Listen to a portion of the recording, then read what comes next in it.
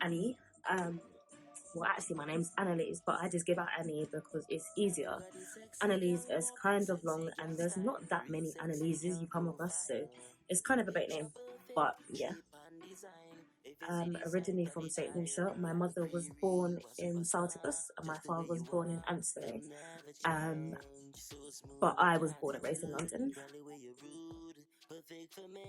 I am a project manager. I have been doing that for about 6 years now.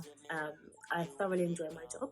I am currently working on a large infrastructure project for the government, and yeah, I'm enjoying it.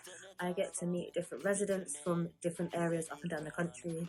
I get to meet different business owners and MPs from different constituents, and yeah, it's thoroughly enjoyable.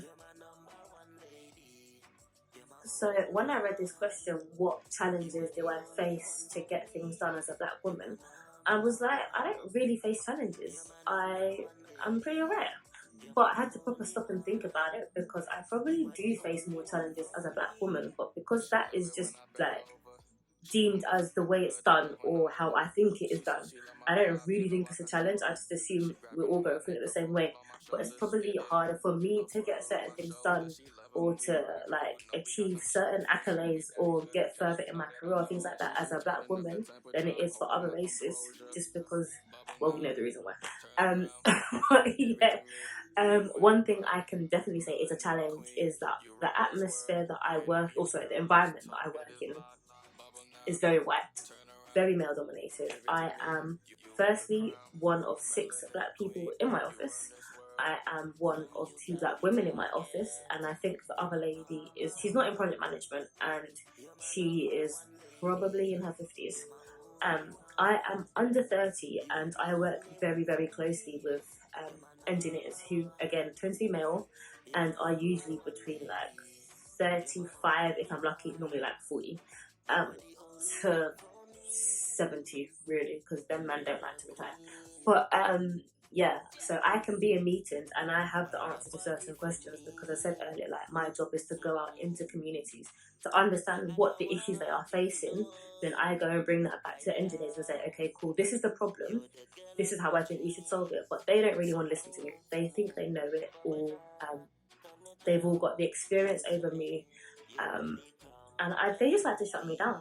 So sometimes I literally have to shout in meetings to be heard, and then I probably come across as that angry black woman stereotype. And I'm really trying to fight that. I've had people make sly comments as well, and I'm like, really? Are you really gonna do this?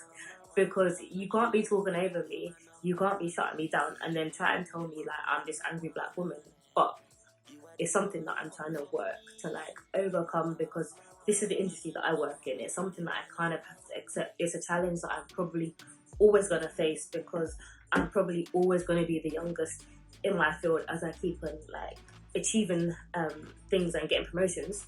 So it's trying to like manage the fact that people don't want to hear what I have to say, probably because of my race and my age and my gender, and just trying to find my own ways to deal with that in a like professional, constructive way, because trust me, it can be very, very frustrating. Like sometimes I literally just want to punch up somebody in the meeting, but you can't, because I ain't trying to get fired.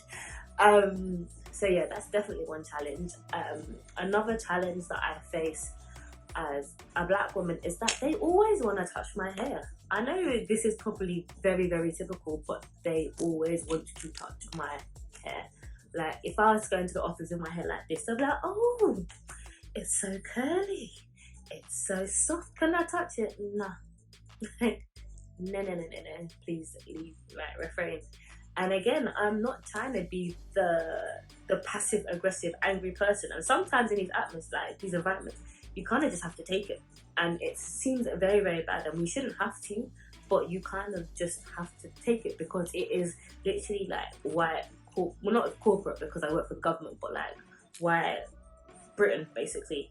Majority of the companies that we work in, they don't understand like what's going on in my hair. When I put on weave, they think I've straightened it. My weave can be like 22 inches. They're like, oh, did you straighten your hair today? No. Do you really think this can become 22 inches?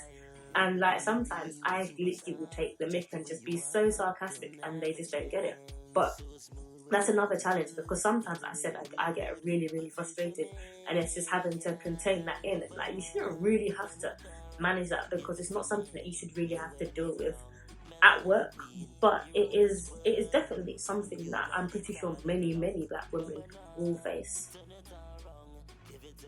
The next question, that is one I could probably go on for days about, because it was like, what other challenges did you face? One of my main bugbears as being a black woman, and specifically a black Caribbean woman. So anybody that knows me, I absolutely love, like, live, breathe, sleep soca music. Like, that is passion to me. Like, carnival is my culture. So why should I not be able to celebrate my culture? Like, certain people, mainly men, and I should say men of other races or backgrounds, because maybe they just don't understand, and it's like misinformation and lack of education. But when they see my IG page and they see me in my carnival costume, I'm just like, oh, so you wear a costume? Yeah, I do. They're like, oh, okay.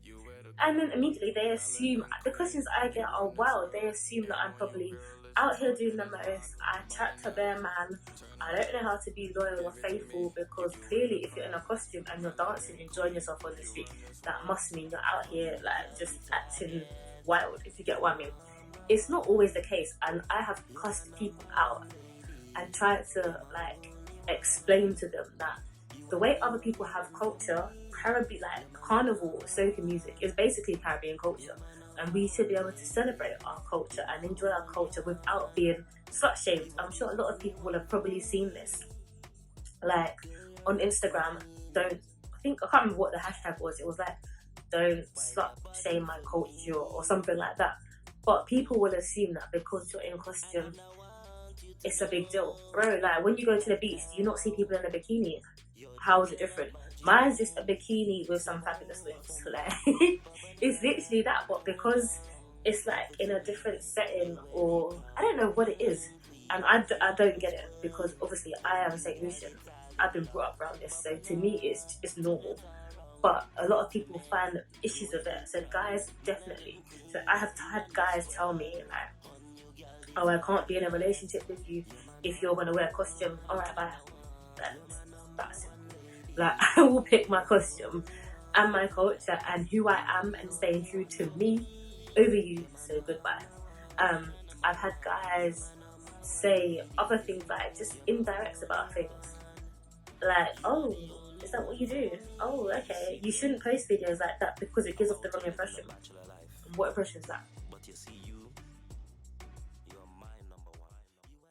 Sorry. A lot of it is just misinformation.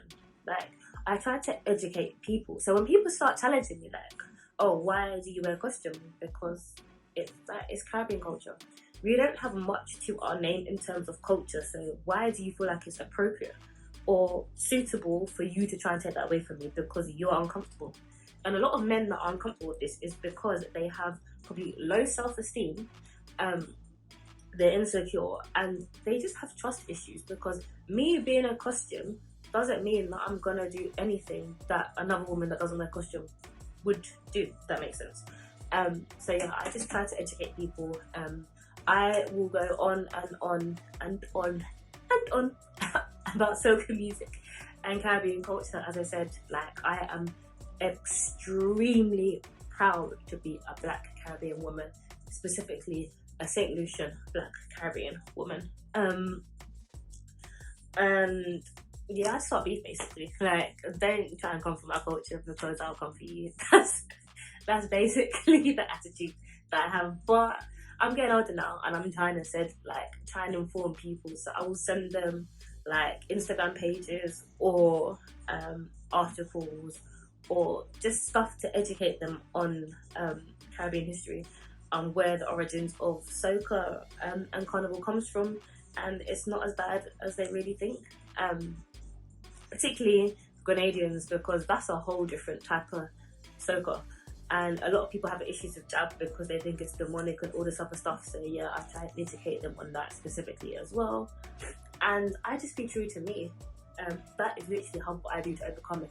I have taken the attitude, or adopted the attitude, that no man, woman, or nobody is going to change who I am. I have spent a lot of trying to conform to what I think other people wanted from me. I have changed for men, like, to be in relationships for them to be happy, and ultimately I am who I am. If you can't take me for who I am, then I'm sorry, you're not the person for me. And I'm all into this, living my truth, living my best life. And if that means I am skinning out myself on a beach in the Caribbean in my costume, then it is what it is. I would say though that some of the stereotypes and the criticisms that come with, I guess, soca music and carnival, the costumes nowadays are like a piece of string and like a mesh something with 3 gems, or not even gems, because sometimes now people do body paint. Like, they are very, very revealing. Back in the days, they never used to get. They were more wholesome, and they could be like consumed by families, if you get what I mean. Like, you would feel happy to wear a costume and you could have a child on the road next to you. I wouldn't feel comfortable with my child being on the road if you're there in a thong and something that's covering your nipples.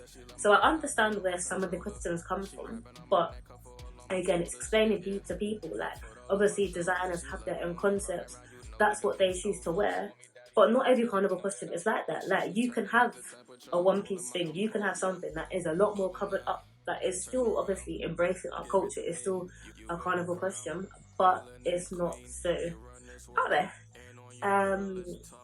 What else do I do to overcome these challenges? I've already said at work, I try to just not be the angry black person, and I am learning to be more vocal and to just speak up in certain situations. And it doesn't necessarily mean shouting, but it's also picking and choosing my moments. And sorry, at work, what I've done to overcome these challenges is that I am on purposely befriending everybody. Like, you're all gonna be my bestie, because they need to kind of get to know me and who I am, to understand that I am not the typical angry black person. I am very far from it. I am not the other stereotypes that people often think of black people, like we're all hood, or we don't know how to speak like properly, like proper Queen's English. There's other stereotypes as well that aren't really coming to mind right now, but it's just like trying to let them get to know me as a person, and to understand that, like, I'm actually cool.